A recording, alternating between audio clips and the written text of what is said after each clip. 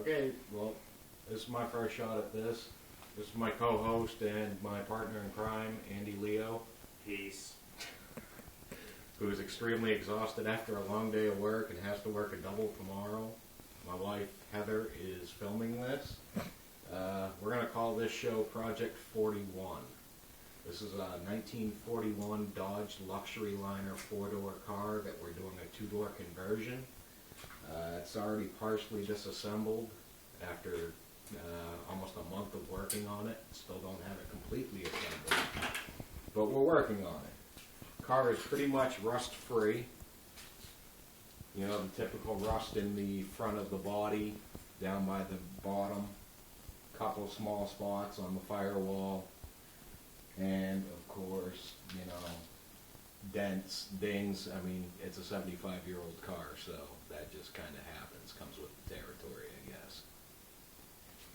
Why don't you come back here so I can show you the back.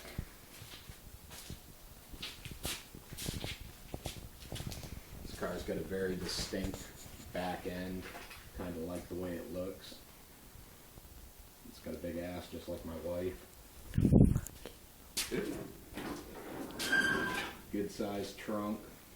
It's actually solid in the trunk. The only rough spot here is down in the spare tire area, which that's going to be cut out and patched over with just a flat piece of floor.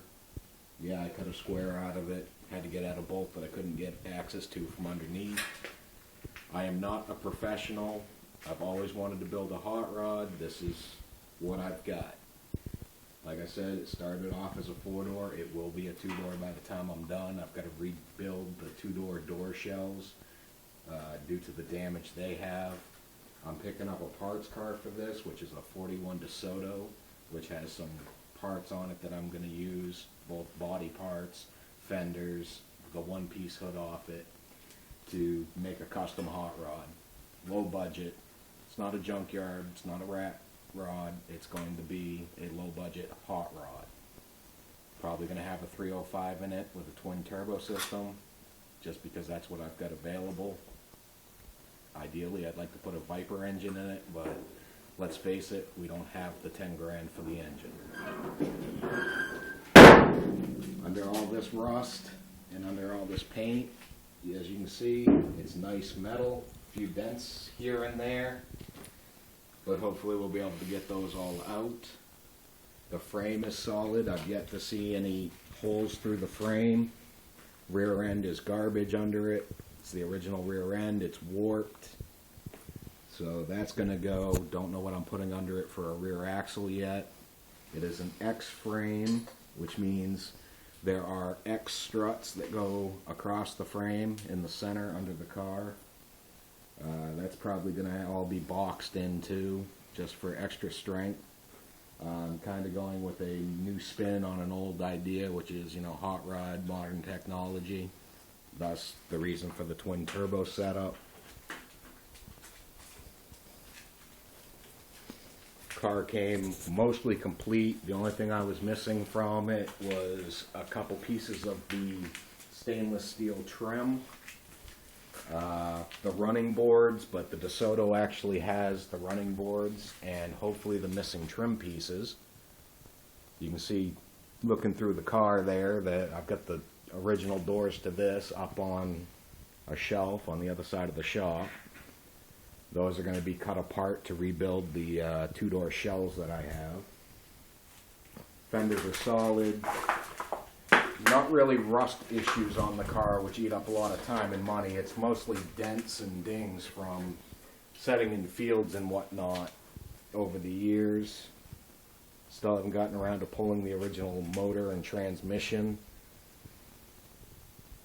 Pretty much this car was complete when I got it. Got this one off my father. He's a Model A man, not a 40s car type person. A lot of work's gone into it so far, a lot more to go. I've probably got 100 hours into it so far, and pretty much have done nothing but made a mess. It's going to continue to go this way. We'll try to give you updates and everything. I'll show you what I've done so far, which was mounted up this door shell, or the remnants of what was a door shell. To get my spacing, I cut out this door post, which was about 8 inches this way, which is this gap right here, and pushed it back, tack welded it in just to get a rough idea how that's going to work. This door is not square, so it is not shut properly yet. But in the end, it will shut the way it's supposed to. The door will be square.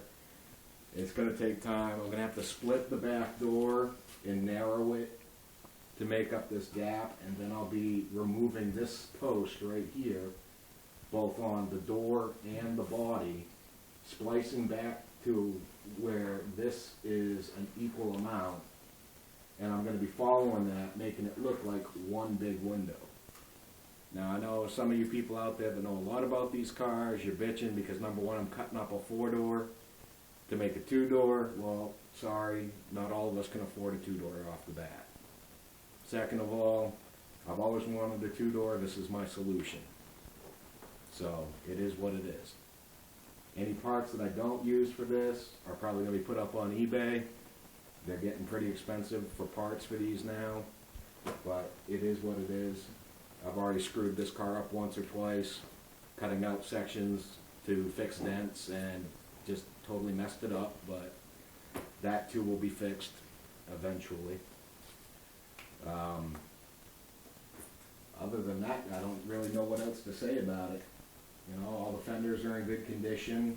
A little bit of dings, dents, metal tearing, not rusting, just from stress fractures on the steel and whatnot.